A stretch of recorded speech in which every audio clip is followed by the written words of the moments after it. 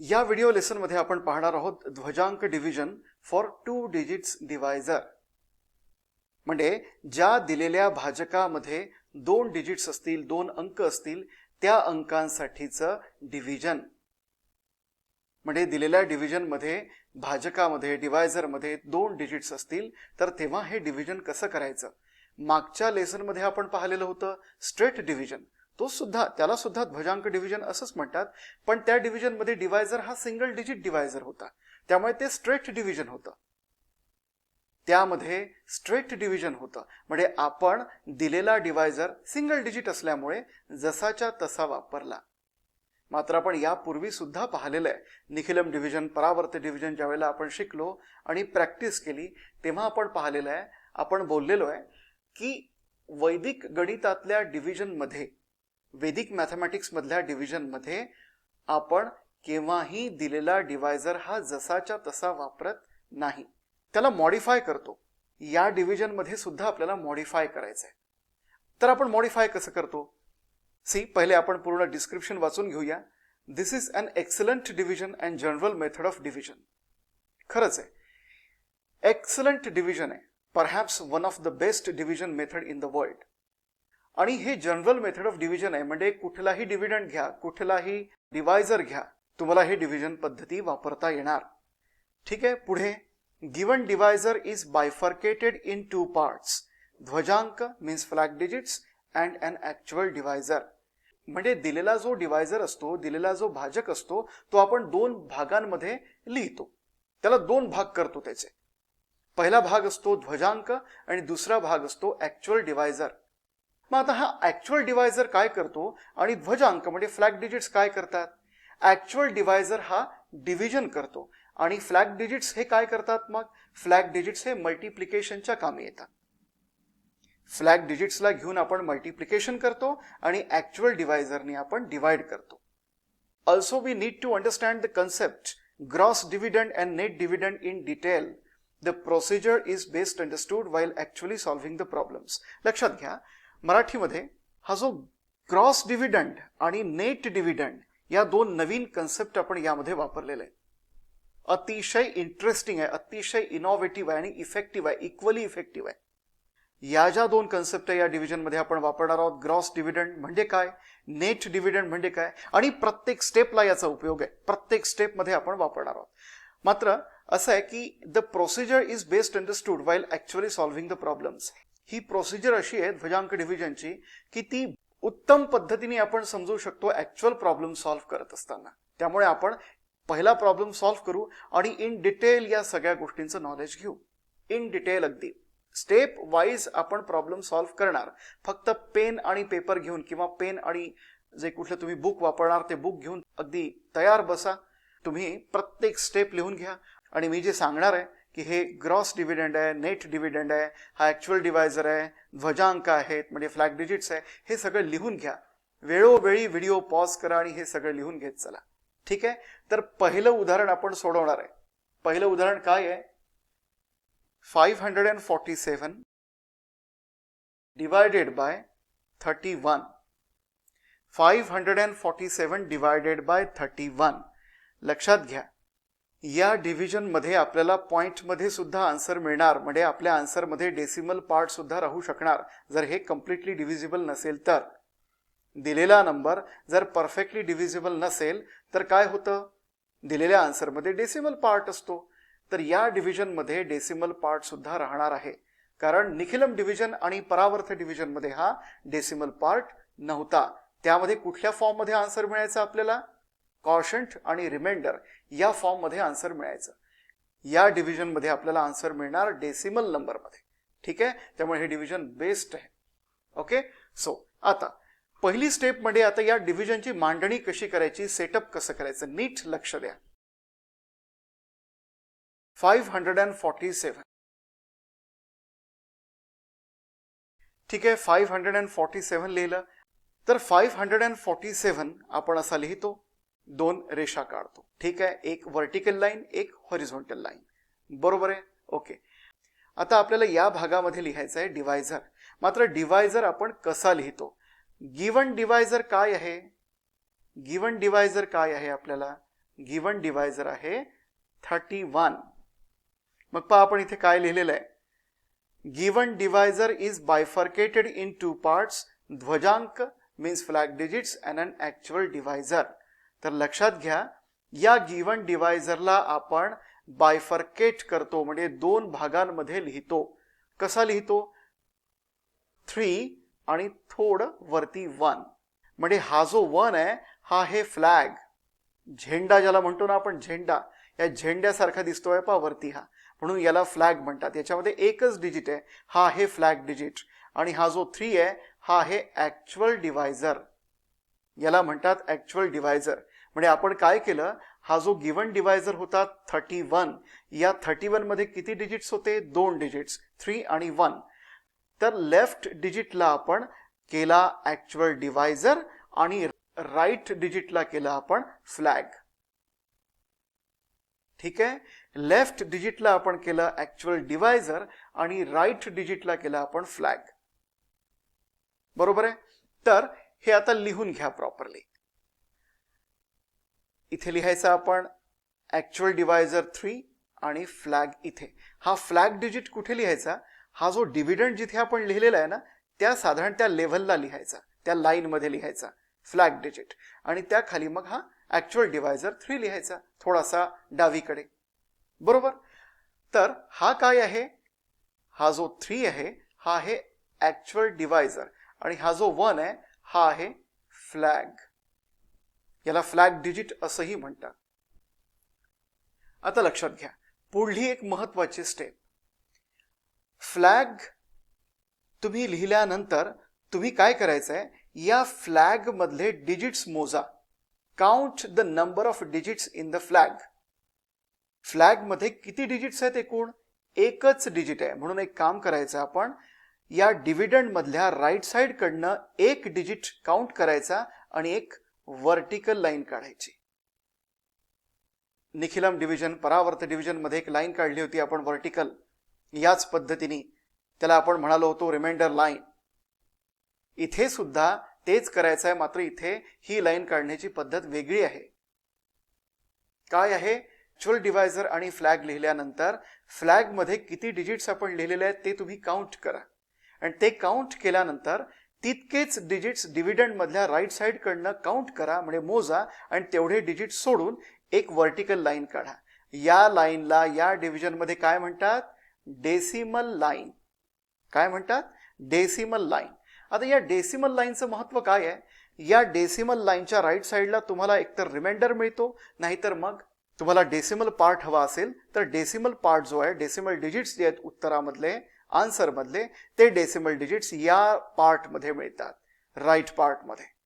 म्हणजे डेसिमल लाईनच्या right part मध्ये तुम्हाला डेसिमल पार्ट मिळतो, आणि डेसिमल लाईनच्या लेफ्ट पार्ट मध्ये तुम्हाला इंटिजर पार्ट मिळतो. तर हे महत्व आहे या डेसिमल लाईनचं. त्यामुळे हेही तुम्ही लिहून घ्या, डेसिमल लाईन. ओके, ती डेसिमल लाईन कशी काढायची हेही लिहून घ्या. ओके. तर आता पहिली स्टेप मी स्टेप वाईज सांगणार आहे. तर पहिली स्टेप मी स्टेप वाईज सांगणार, आणि प्रत्येक स्टेप तुम्ही व्हिडिओ पॉज करून लिहून घ्यायची आहे, प्रत्येक स्टेप. ओके. तर पहिली स्टेप आहे, डिव्हिजन आपण स्टार्ट करतो, सुरू करतो लेफ्ट साइड कडनं. काय आहे पहिला डिजिट लेफ्ट साइड कडनं? 5. म्हणजे 5 ला तुम्ही आता डिवाइड करायचं आहे. कशाने डिवाइड करायचं आहे? हा जो ॲक्च्युअल डिवायझर आहे, म्हणूनच याला नाव आहे actual divisor.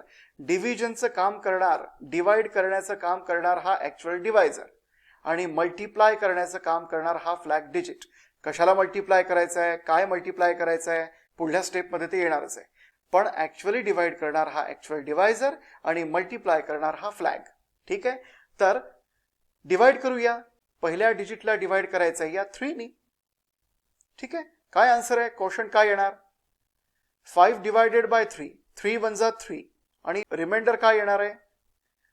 5 minus 3 2.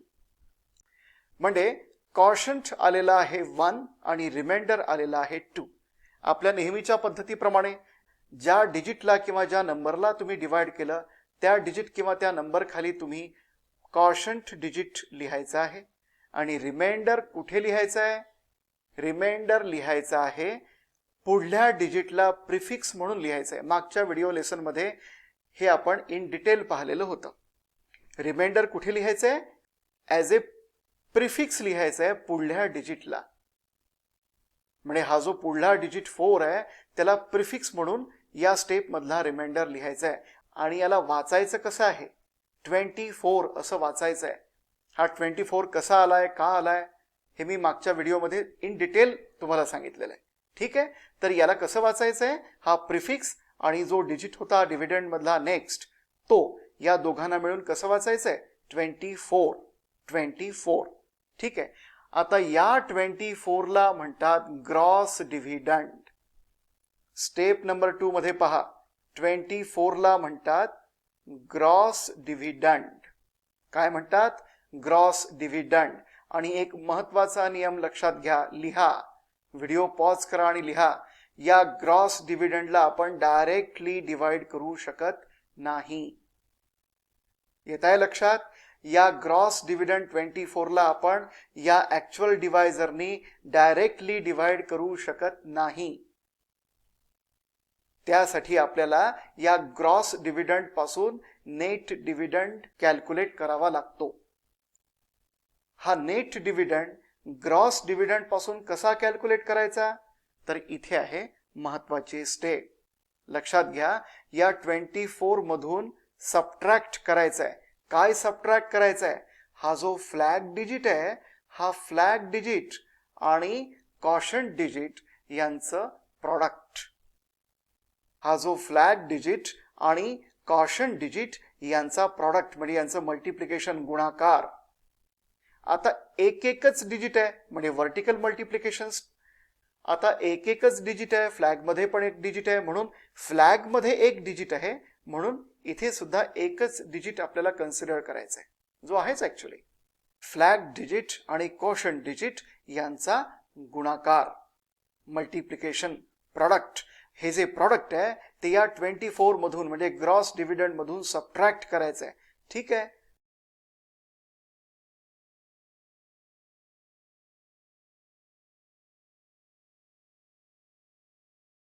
One into 1 is equal to किती येतं? 24 minus 1 into 1 is equal to किती? 23. 23 ला म्हणतात नेट डिव्हिडंड. काय म्हणतात? Net dividend. मित्रांनो लिहून घ्या, जीडी म्हणजे ग्रॉस डिव्हिडंड, एनडी म्हणजे नेट डिव्हिडंड. ठीक आहे, आता हा जो 23 आहे हा नेट डिव्हिडंड आहे. आणखीन एक गोष्ट नोट करा की नेट डिव्हिडंड हा आपल्याला पॉझिटिव्ह हवा असतो. एक गोष्ट नोट करा की हा जो नेट डिव्हिडंड आहे हा आपल्याला पॉझिटिव्ह नेट डिव्हिडंड हवा असतो, पॉझिटिव्ह नंबर हवा असतो. ओके, तर आता हा जो 23 आहे या 23 ला मग तुम्ही डिवाइड करू शकता या ऍक्च्युअल डिवायझरनी. आता हा जो 23 आहे नेट डिव्हिडंड 23, याला तुम्ही डिवाइड करा या ऍक्च्युअल डिवायझरनी. ठीक आहे, तर 23 डिवायडेड बाय ऍक्च्युअल डिवायझर 3. काय येतं उत्तर?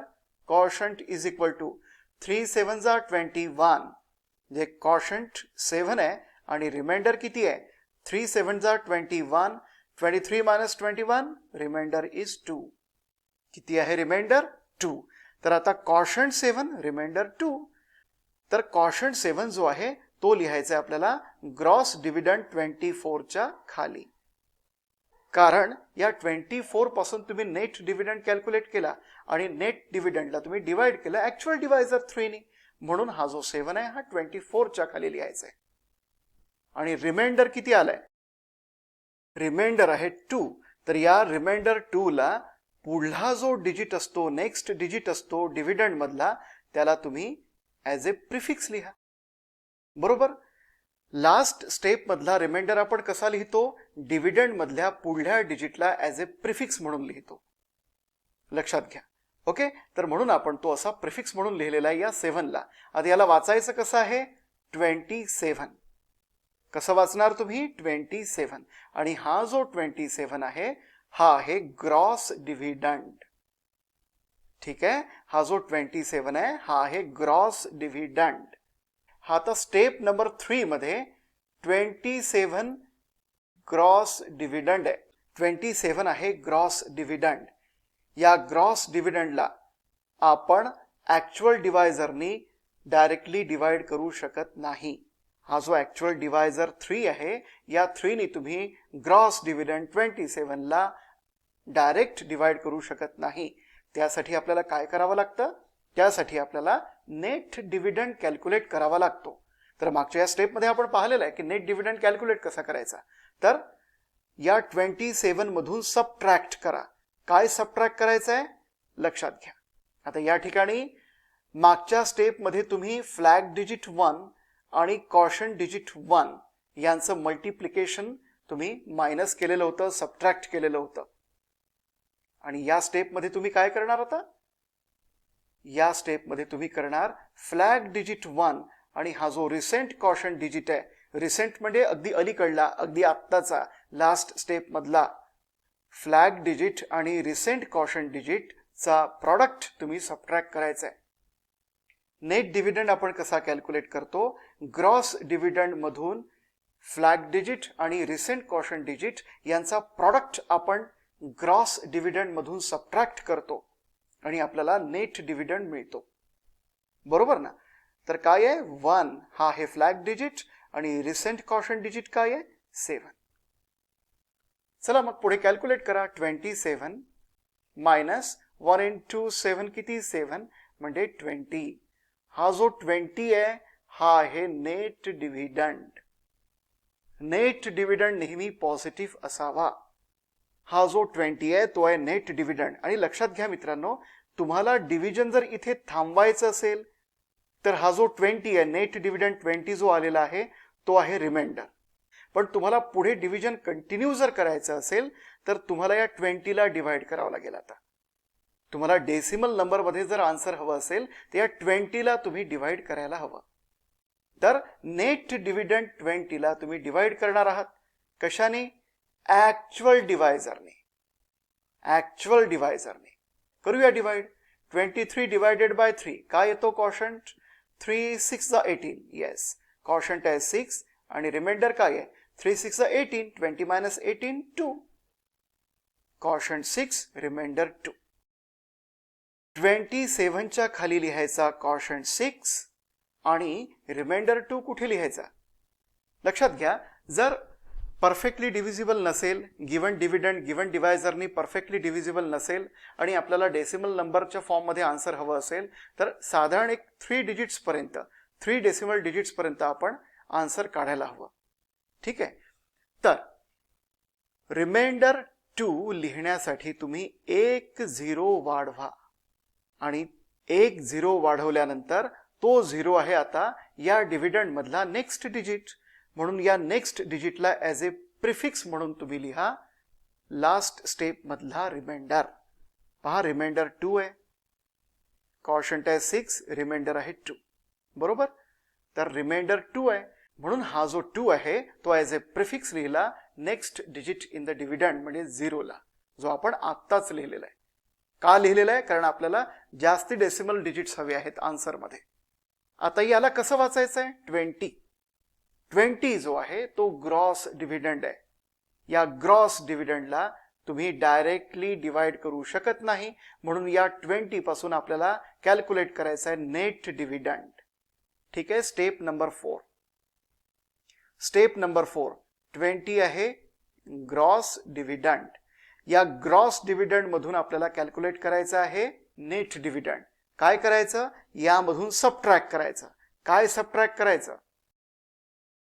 फ्लॅग डिजिट आणि latest caution digit, last caution digit यांचा प्रॉडक्ट सबट्रॅक्ट करायचा आहे. म्हणजे 1 इंटू 6 हे सबट्रॅक्ट करायचं आहे. म्हणजे 20 minus 1 into 6 is equal to 20 minus 6 is equal to 14. हा 14 आहे net dividend, positive net dividend. आपल्याला नेट डिव्हिडंड पॉझिटिव्ह हवा असतो, तर पॉझिटिव्ह नेट डिव्हिडंड आहे 14. आता या 14 ला तुम्ही डिवाइड करा ॲक्च्युअल डिवायझर 3 ने. काय येतं उत्तर? कॉशंट इज इक्वल टू 3 4 12. आणि रिमाइंडर इज 14 मायनस 12 2. कॉशंट आहे 4 आणि रिमाइंडर आहे 2. कॉशंट 4 आणि रिमाइंडर 2. एक 0 आणखीन वाढवला आणि रिमाइंडर लास्ट स्टेप मधला रिमाइंडर 2 जो आहे ॲज ए प्रिफिक्स लिहिला. एक 0 आणखीन वाढवला आणि लास्ट स्टेप मधला जो रिमाइंडर आहे 2 तो ॲज ए प्रिफिक्स म्हणून लिहिला या 0ला. ठीक आहे. आणि आता याला वाचणार कसं? 20. Gross dividend 20. ठीक आहे. आता मित्रांनो लक्ष द्या, हे या ज्या स्टेप्स आहेत त्या तुम्ही जर लिहिल्या नसतील तर व्हिडिओ पॉज करा आणि लिहून घ्या, कारण आता मी हे क्लीन करतोय. 1 2 3 स्टेप्स आणि ही चौथी पण स्टेप लिहा. आता स्टेप नंबर 5 काय करायचंय? या 20 ग्रॉस डिव्हिडंड 20, ग्रॉस डिव्हिडंड आहे 20, या ग्रॉस डिव्हिडंड 20 पासून तुम्हाला कॅल्क्युलेट करायचं आहे नेट डिव्हिडंड. कसा करणार कॅल्क्युलेट नेट डिव्हिडंड? यातून आपण सबट्रॅक्ट करणार फ्लॅग डिजिट आणि लास्ट कॉशन डिजिटचा प्रॉडक्ट. आता या ठिकाणी लास्ट कॉशन डिजिट काय आहे? 4 आहे, 6 नाही आहे, 4 आहे. म्हणून फ्लॅग डिजिट आणि लास्ट कॉशन डिजिट यांचा प्रॉडक्ट या 20 मधून सबट्रॅक्ट करा. 1 into 4 is equal to 20 minus 4 16. हा जो 16 आहे याला आपण म्हणायचं नेट डिव्हिडंड. हा 16 पॉझिटिव्ह नेट डिव्हिडंड. आता या 16 ला तुम्ही डिवाइड करायचं आहे ऍक्च्युअल डिवायझर 3 ने. तर काय येतं उत्तर? 3 5 15. म्हणजे कॉशंट आहे 5 आणि रिमाइंडर किती आहे? रिमाइंडर आहे 1, कारण 16 minus 15 is 1. So quotient 5 remainder 1. चला मग या व्हॅल्यूज इथे लिहायच्या. कॉशंट 5 लिहा 20 खाली आणि रिमाइंडर 1 कुठे लिहायचंय? पुढे आणखीन एक 0 वाढवा आणि त्याला ॲज ए प्रिफिक्स म्हणून लिहा रिमाइंडर 1. पण मित्रांनो या ठिकाणी आपण हे जे 3 डिजिट्स आहेत, 3 डेसिमल डिजिट्स हे कॅल्क्युलेट केलेले आहेत. आपल्याला आन्सरमध्ये 3 डिजिट्स हवे होते म्हणून आपण 3 डिजिट्स पर्यंत कॅल्क्युलेट केलेले आहेत. म्हणून आपण इथे डिव्हिजन थांबवूया आणि फायनल आन्सर लिहूया. आता हे फायनल आन्सर कसं लिहायचंय लक्षात घ्या. फायनल आन्सर कसं लिहायचंय? कॉशंट काय आहे आपला? Final quotient 17 point. ही जी डेसिमल लाईन आहे या डेसिमल लाईनच्या ठिकाणी उत्तरामध्ये आन्सरमध्ये तुम्हाला पॉइंट लिहायचंय. हा पॉइंट आहे डेसिमल पॉइंट आणि हे जे 3 डेसिमल डिजिट्स आहे ते त्या पुढे लिहायचे आहेत 6 4 and 5. ठीक आहे. हे आहे फायनल आन्सर. मित्रांनो अतिशय महत्वाचं असं हे डिव्हिजन आहे. थोडंसं समजून घ्यावं लागतं, लक्ष देऊन नीट काळजीपूर्वक थोडंसं पाहावं लागतं, समजून घ्यावं लागतं. पण हे डिव्हिजन अतिशय सोपं आहे, अतिशय सोपं आहे. मात्र काही कन्सेप्ट तुम्हाला कळणं अतिशय आवश्यक आहे. कुठल्या? म्हणजे फ्लॅग आहे म्हणजे दिलेल्या डिवायझरला आपण बायफर्केट करतो. फ्लॅग आणि ऍक्च्युअल डिवायझरमध्ये ते कसं करतो ती चॉईस आहे तुमची. कसं करतो म्हणजे ती चॉईस आहे. तर या ठिकाणी आता 2च डिजिट्स आहेत म्हणून, नाहीतर तुम्हाला जर 3 डिजिट्स असेल तर तुम्हाला चॉईस मिळते की ऍक्च्युअल डिवायझरमध्ये किती डिजिट्स ठेवायचे आणि फ्लॅग डिजिटमध्ये किती डिजिट्स ठेवायचे. ही चॉईस आहे तुमची. ठीक आहे. तर हा जो फ्लॅग आहे ऍक्च्युअल डिवायझर आहे, त्यानंतर ग्रॉस डिव्हिडंड आहे, नेट डिव्हिडंड आहे. नेट डिव्हिडंड आपण कसा कॅल्क्युलेट करतो? एक नियम लक्षात नेहमी असू द्या. ग्रॉस डिव्हिडंडला आपण ॲज इट इज डिवाइड करत नाही, जसाच्या तसा डिवाइड करत नाही या ऍक्च्युअल डिवायझरनी. त्यासाठी आपल्याला ग्रॉस डिव्हिडंड पासून नेट डिव्हिडंड कॅल्क्युलेट करावा लागतो. तर तो नेट डिव्हिडंड आपण कसा कॅल्क्युलेट करतो? फ्लॅग डिजिट आणि रिसेंट कॉशन डिजिट त्याचा प्रॉडक्ट आपण ग्रॉस डिव्हिडंड मधून सबट्रॅक्ट करतो आणि जे आन्सर असतं त्या सबट्रॅक्शनचं त्याला आपण म्हणतो नेट डिव्हिडंड. आणि त्या नेट डिव्हिडंडला तुम्ही ऍक्च्युअल डिवायझरनी डिवाइड करता. मग जे उत्तर आलं म्हणजे कॉशंट आणि रिमाइंडर या 2 फॉर्ममध्ये आपल्याला उत्तर मिळतं. ते जे उत्तर आहे ते आपण कसं लिहितो? कॉशंट डिजिट लिहितो ग्रॉस डिव्हिडंडच्या खाली आणि रिमाइंडर कसा लिहितो? पुढला जो डिव्हिडंड मधला जो पुढला डिजिट असतो त्याला ॲज ए प्रिफिक्स म्हणून लिहितो. मग पुन्हा तेच, म्हणजे तो जो प्रिफिक्स आहे आणि तो ज्या डिजिटला प्रिफिक्स म्हणून लावलेला आहे तो डिजिट, याला आपण ॲज अ सिंगल नंबर आपण वाचतो त्याला आणि कन्सिडर करतो. मग तो जो नंबर असतो तो आहे ग्रॉस डिव्हिडंड. म्हणजे या ठिकाणी हा जो 27 आहे हा आहे ग्रॉस डिव्हिडंड. 2 आहे प्रिफिक्स, 7 आहे पुढला डिजिट जो या डिव्हिडंड मध्ये होता आणि याला आपण वाचलं कसं 27. मग हा जो 27 आहे हा असतो ग्रॉस डिव्हिडंड. मग पुन्हा यापासून नेट डिव्हिडंड कॅल्क्युलेट करायचा असतो. फ्लॅग डिजिट आणि रिसेंट कॉशन डिजिटचा प्रॉडक्ट त्यामधून सबट्रॅक्ट करून मग पुन्हा त्याला डिव्हाइड करायचं असतं. ही प्रोसेस चालते. ही प्रोसेस कुठपर्यंत चालते? ही प्रोसेस तोपर्यंत चालते जोपर्यंत तुम्हाला हवे असलेले नंबर ऑफ डेसिमल डिजिट्स मिळत नाही तोपर्यंत. जर डेसिमल नंबरमध्ये आन्सर मिळणार असेल तर जनरली आपण 3 डेसिमल डिजिट्स पर्यंत आन्सर कॅल्क्युलेट करतो, कॉशन कॅल्क्युलेट करतो. तर अशा पद्धतीने हे ध्वजांक डिव्हिजन करायचं असतं. आणखीन काही अतिशय महत्त्वाच्या कन्सेप्ट या डिव्हिजन मधल्या, फॉर एक्झाम्पल डिव्हिजन नेमकं कुठे थांबायचं आणि ते कसं थांबायचं यासारख्या काही महत्त्वाच्या कन्सेप्ट आहे त्या आपण पुढल्या व्हिडिओ लेसनमध्ये पाहू. भरपूर एक्झाम्पल्सची प्रॅक्टिस करणं फार महत्त्वाचं आहे, फार महत्त्वाचं आहे. तर आपण या डिव्हिजनची प्रॉपरली प्रॅक्टिस करूया. सफिशियंट नंबर ऑफ एक्झाम्पल्स आपण घेऊन प्रॅक्टिस करूया. ठीक आहे.